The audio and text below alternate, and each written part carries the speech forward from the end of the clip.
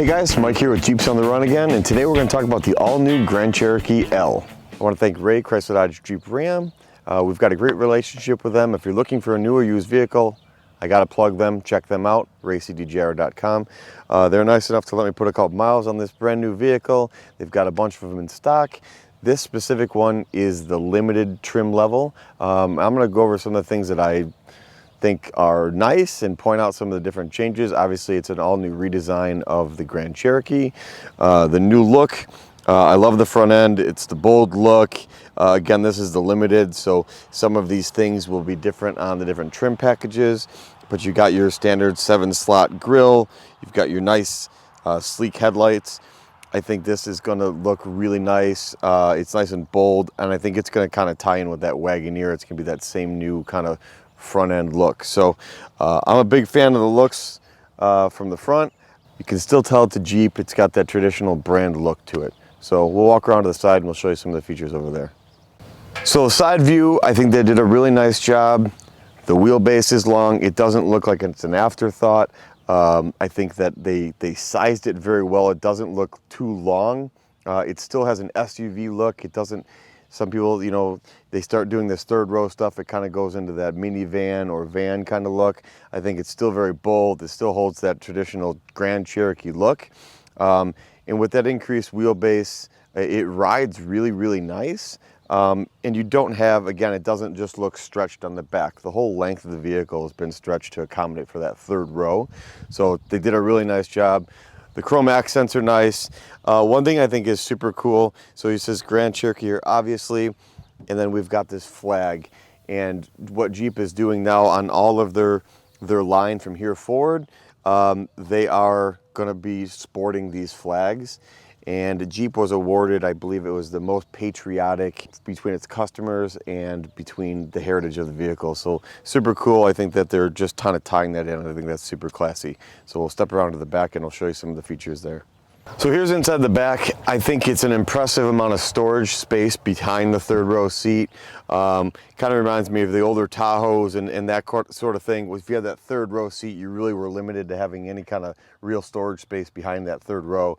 With this third row seat in, you could certainly get luggage back here. You could get suitcases, you know, smaller suitcases, bags. So it's nice. You could have your third row being used and still have some significant storage. Under here, this is actually pretty deep. You could put jumper cables or, you know, other things that you may want to keep in the vehicle in there. This does have the power lift gate. This model does not have the power seats. So not that it's hard. They easily, and if they fold nice and flat. So if you're not using that third row, these fold flat. The second row on this one is captain seats, which they all are, but those will also fold flat into this same plane of this too. So if you want to load something in, you've got one nice plane surface there. So one thing I'll point out is they've really appointed this thing with a lot of different power outlets. You got a 12-volt outlet here. Both sides here, you've got USB and USB-C outlets. And the other thing you'll notice for the third row is up in the A-pillars in the back here, you've also got vents for the people in the third row seat, which I think is super nice. On a lot of these vehicles with third rows, they forget about that HVAC for the back people, which I think is awesome. The other thing which we'll show you is they kept some Easter eggs, which I've noticed. On this side, we've got an old Willys Jeep, and here we've got a couple silhouettes of the Grand Cherokee in the glass. So thanks, Jeep, for keeping the Easter eggs going, and we'll kind of work our way forward, and we'll show you the inside. So inside, again, this is the second row captain seating.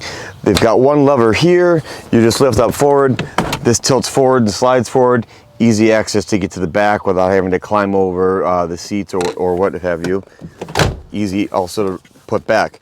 The other cool thing about this seat is it does move forward and back. So depending on if you have adults in the back or kids in the back or whatever your arrangement is, you can really adjust this seat to the comfort. Now I'm a little over 6 foot, and for me, this seat's all the way back right now.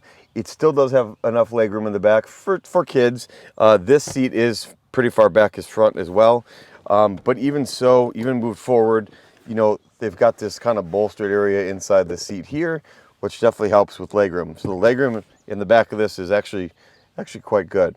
If you come in here, you'll see we've got USB-Cs, we've got USBs, we've got chargers, we've got outlets.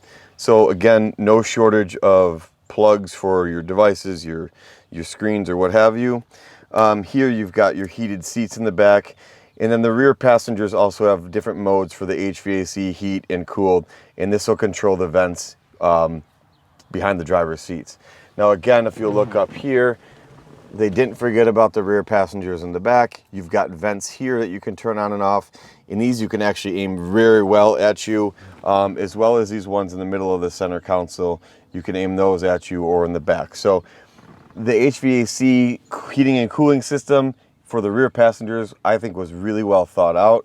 I feel like a lot of vehicles, specifically for the third row, it's just kind of, well, you get what you get as far as airflow goes, but there are actually vents back there, and I did drive it. It was hot today, 90-some degrees today, and the rear passengers, I sat here in the back as a passenger, and it was quite comfortable. So we'll move forward, and we'll show you up front.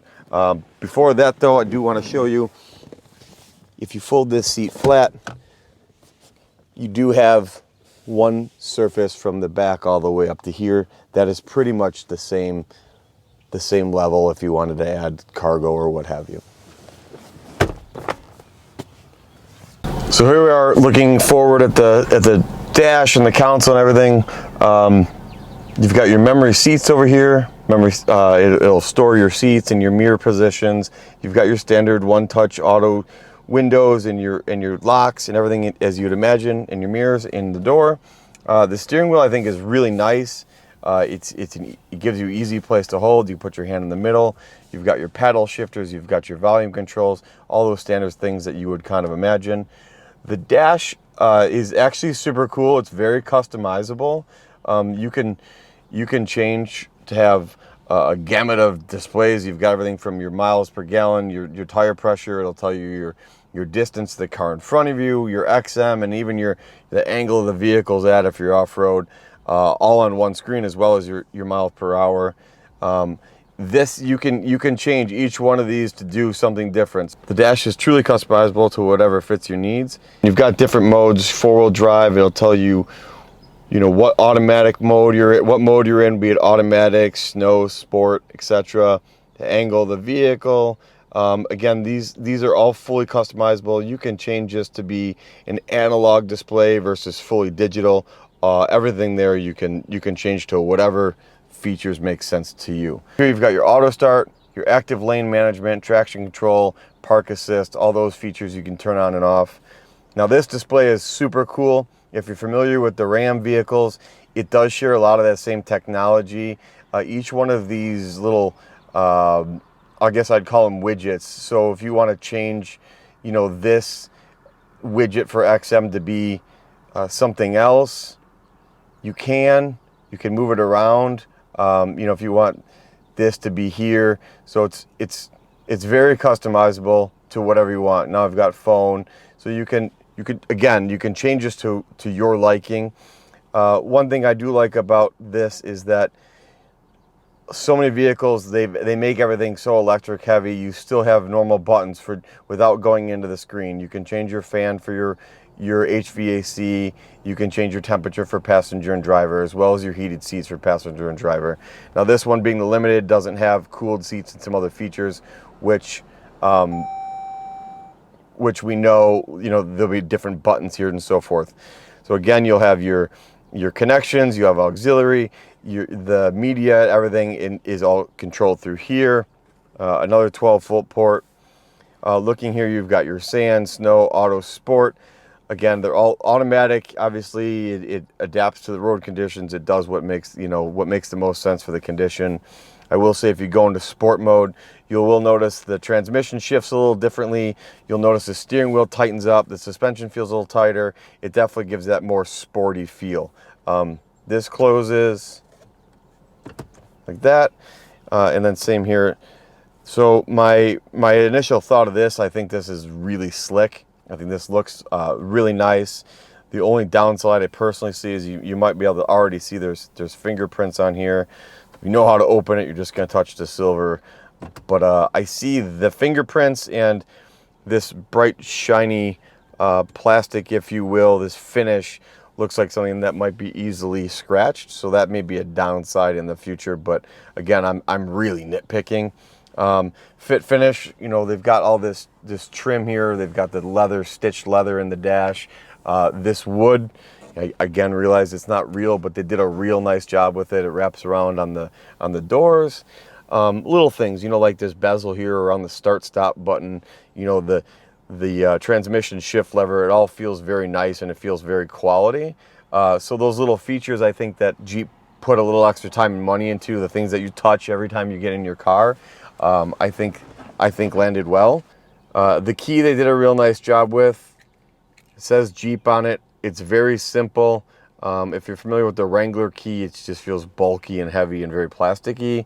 This key, it's very simple. It's got the features it needs, but it just, I think it's classy. It's got a little bit of weight to it. Just feels nicely made, you know. And then you've got, in the event of a lockout or malfunction, you can actually get in with the standard key.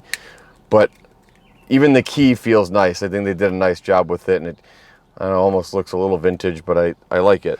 So also on this screen, you'll notice the backup camera, and the screen is huge. And the backup camera, the quality of that is just insane. You know, it's like HD TV. And I know I talked about it earlier, but if you had a trailer hitch here and you were backing up to a trailer, if you push that plus button, you'll be able to put the ball in the hitch right where it needs to be. I mean, and it's like, again, it's like HD TV on this thing looking backwards. So this one is the limited trim level, so it's not totally loaded, but even at the sticker price of about $52,000, it's fully wrapped in leather. You've obviously got the third row, and you've got a ton of great features on this vehicle. Trailer hitch, LED headlights. So overall, I would say the vehicle drives really, really well. That extra wheelbase really makes it feel planted on the road, and it's very smooth. This with the V6 motor still has plenty of power, plenty of pickup.